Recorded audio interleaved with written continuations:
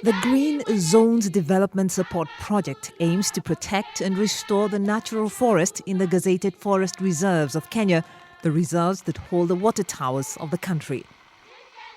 The project aims to stabilize the climate and rainfall patterns and arrest environmental and biodiversity destruction in the forest and adjacent areas. It is implemented by two state corporations, NYAYO Tea Zones Development Corporation and Kenya Forestry Service, with funding and support from the Africa Development Bank and the Government of Kenya.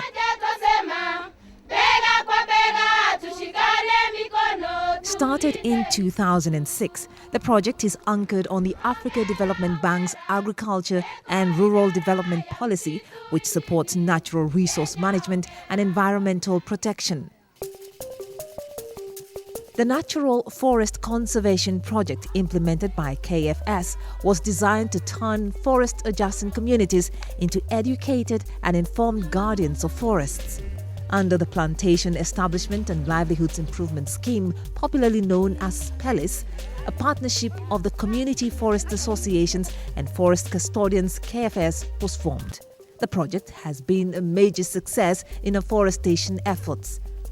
This is a concept where areas that are degraded or that have been harvested of trees are given out to the farmers, and the farmers they cultivate their own crops, and at the same time they assist in raising the seedlings, which we purchase as a project, and now they plant in those plots where they are planting their crops, cash crops. They tend for the cash crops as well as for the trees. And within a short time, perhaps 3 or 4 years, when the trees canopy closes, they are able to reallocate to new areas. So it's a win-win situation for both the communities and Kenya Forest Service. And the winner is the environment, because we get very well conserved areas. PELIS is responsible for turning previous destroyers of forests into astute forest custodians. It is responsible for the successful regeneration and reforestation of thousands of hectares of forest land. Participatory forest management approach has contributed to protection and management of 48,000 hectares of natural forests. The project manager explains how this was achieved. We have introduced agroforestry practices within the farms in different configurations, to the tune of 8,600 hectares. So we've been able to work all around within the forest and outside, and engage the communities in terms of planting. So to me, that's very key. The other thing is, in order to rehabilitate this, we've used approximately 30 million seedlings. These 30 million seedlings have been sourced from the communities. Organizing community members into Community Forest Association CFAs has enabled community-wide participation in conservation. The associations provide the Green Zone project with a forum for community engagement, through which they benefit from the income-generating activities organized by the project. In Mount Kenya Conservation Area, youth groups have benefited from farming and other group-based income-generating projects. Some of them have been able to ensure that their children go to school. Some of them have transformed, they are now living in better houses. Some of them have bought even lorries. We have 3 or 4 people who actually bought lorries. And now they move, they move from being now dependent on forestry, because prior to that, they used to think that the only livelihood they can is to go in, remove timber illegally and make money. But now they are making money, and at the same time ensuring that the forest is well conserved. The project supported the establishment of community-owned tree nurseries, from which communities gain incomes from seedling sales. The Kenya Forestry Service sources its seedlings from these nurseries, a strategy that has enhanced community ownership of the conservation efforts.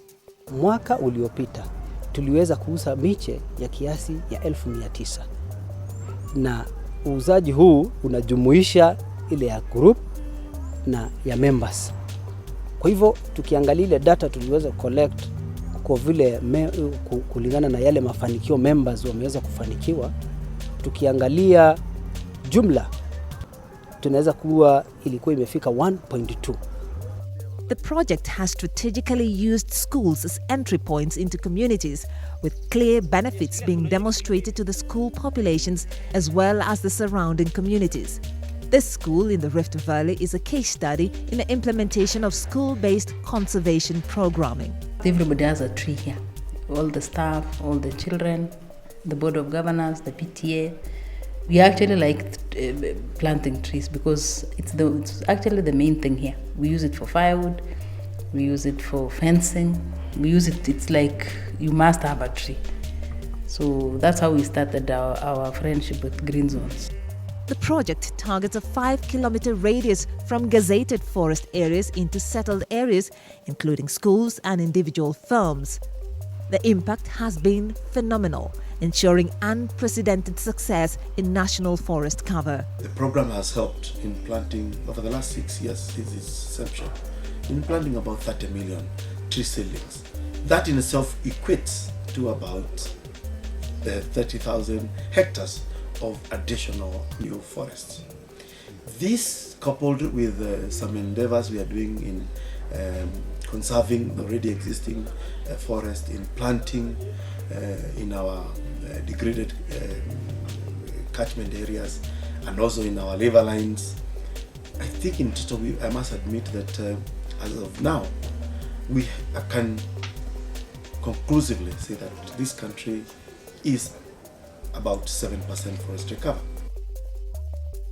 Facilitation of community forest patrols and construction of forest watchtowers have enhanced community participation and ownership of the conservation program. Through the management of NYAYO Tea Zones Development Corporation, the Green Zones Development Support Project implements the Buffer Belt Watershed Management Program, which has been consolidating 19,000 hectares of tea buffer belts along the periphery of the gazetted forests. The buffer belts have served as a source of employment to thousands of rural workers, demonstrating tangible gains from conservation. With the successful production of tea from buffer belts, the corporation has graduated conservation tea production into tea manufacturing with the establishment of Kipchabo Tea Factory in the North Rift Valley. The factory is a life changer in the community, offering direct employment to hundreds of farmers living in the conservation area. The consolidated tea belts have also protected habitats and ecosystems by stopping encroachment and also helped in conservation of environmentally sensitive areas. The project has supported establishment of community tree nurseries and purchases seeds from these nurseries as a way of engaging communities in conservation activities. A total of 1.7 million employment opportunities have been created. This actually translates to about $9 million per year, paid as cash wages to support activities such as weeding, tea plucking, nursery maintenance, pruning, and land preparation, amongst others. Fruit orchard projects have been established to provide soil cover and serve as a source of income for the community. Establishment of community tree nurseries for commercial and environmental conservation promotion have been climate-smart choices. Other projects are supported on the strength of their contribution to conservation, as the project manager explains. We strategically design projects that are promoting conservation efforts.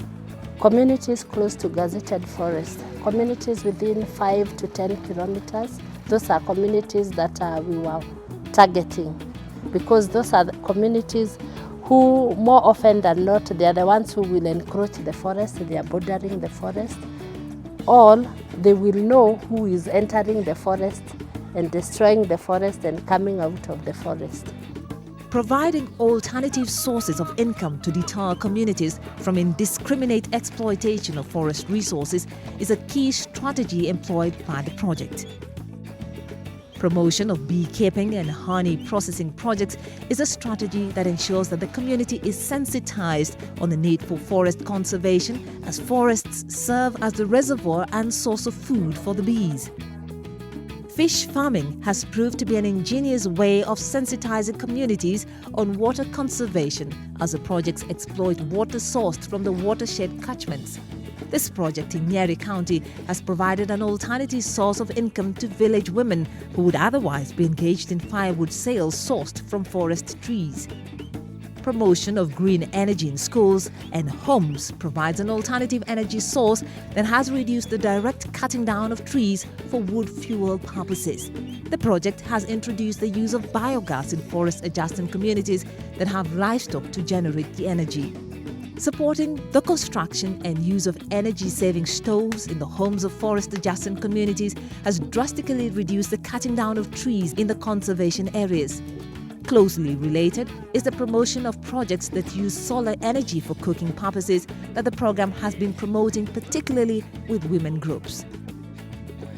Brick-making projects have provided the community with an alternative source income generation while reducing the number of forest trees cut down for purposes of accessing building materials from the community forests.